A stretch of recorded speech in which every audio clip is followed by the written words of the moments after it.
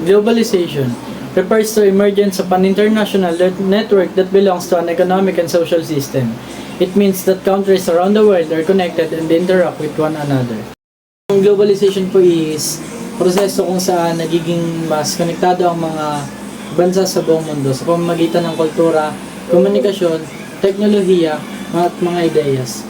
And sa madaling salita po is sinasabi ng mas papadali po ang pagpapalitan ng mga produkto, ang komunikasyon, kultura at mga ideyas at mga impormasyon. And example na lang po natin is yung mga social media. Dahil po dito is nakakapag-communicate yung mga tao gaya sa pamamagitan ng mga messenger, TikTok, Instagram at iba pa. So sabi ni Robert Robertson, ang globalization daw ay kung ano nangyayari sa isang bansa ay nakaka-epekto pa sa iba pang bansa. So bakit niya nga po ba ito nasabi? Kaya niya po ito nasabi dahil for example po ay ang Middle East, nagtaas po ng presyo ng gasolina. Makapektuhan po yung bansang Pilipinas po dahil bumibili po tayo sa kanila. Tataas po yung sa bansang Pilipinas ang pamasahe at mga bilihin. Meanwhile naman po, sabi naman po ni Martin Albro and Elizabeth King, ang globalisasyon daw ay ang mga kasabing bansa nito ay nag-iisang lipunan at may mga hangganan. For example naman po dito ay ang UN o United Nations. Dito po sa UN po, dito po na nagkakaroon po ng pagkakaisa. Nag-uusap po kung ano po yung problema ng mga bansa po nila at nirerespeto po nila yung mga respeto. Nirespeto po nila yung kung ano po ang kultura ng mga kasapi po nilang mga bansa. The main goal of globalization is the world to be interdependent.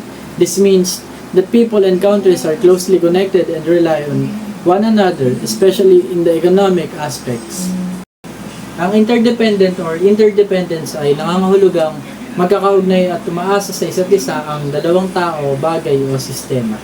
At ibig sabihin po nito is kailangan ng tao or hindi sila gumagana kung sila lang mag-isa. At ang example po nito is yung guro at estudyante. Yung guro po is nagtuturo at yung estudyante ay nakikinig. At hindi naman po gagana ang estudyante kung wala ang mga gurong magtuturo.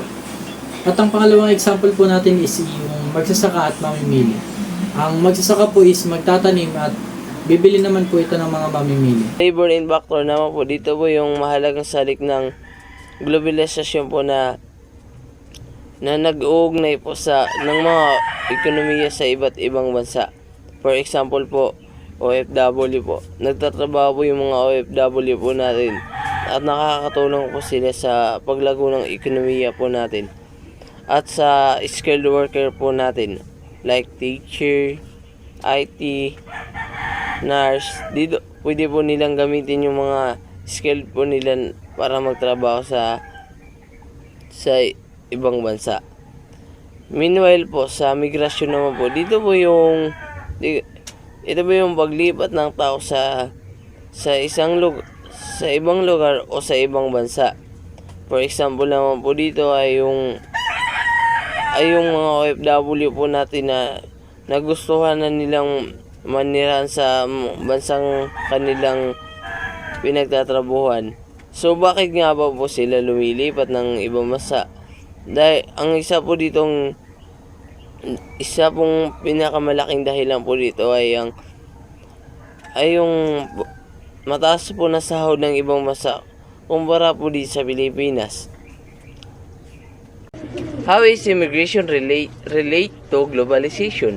So, ang immigration po, ito po yung mga taong galing sa isang bansa na lumipat sa ibang bansa. At ang example po dito ay yung paggalaw ng trabaho at kasanayan o yung tinatawag na mobility, labor of mobility.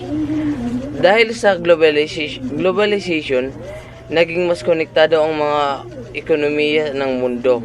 Maraming kumpanya naghahanap ng skilled worker kahit sa ibang bansa, sa ibang bansa pa ito. Kaya maraming tao ang nag-i-immigrate para mas magandang trabaho. At ang pangalawa naman po na example ay pagpapalitan ng kultura at idea o cultural exchange. Ang mga migrasyon po ay nagdadala ng kultura, wika, tradisyon o pagkain. Halimbawa na po, may isang kababae po tayo na OFW po. Nadala po niya yung yung kultura natin, yung tradisyon natin sa mga pagkain po. Nadadala po nila kahit nasa ibang bansa na po sila. Next po is internal migration. Internal migration po is yung paglilipat po ng tirahan within Philippines from isang lugar na papunta sa iba. Example po is nakatira ka po sa Visayas, lilipat ka po ng Maynila para po magtrabaho sa ibang kumpanya. And second po is external migration. Yun po yung paglilipat po sa ibang bansa. Nalabas po dito sa Philippines. Halimbawa po is OFW na nagtrabaho po sa ibang bansa para po sa pamilya nila. And next naman is for migration naman is pinapalipat ka ng gawa-gawa ng gobo or digmaan. Example, mga evacuees sa Marawi noong 2017 na pinipilit lumikas dahil sa labanan.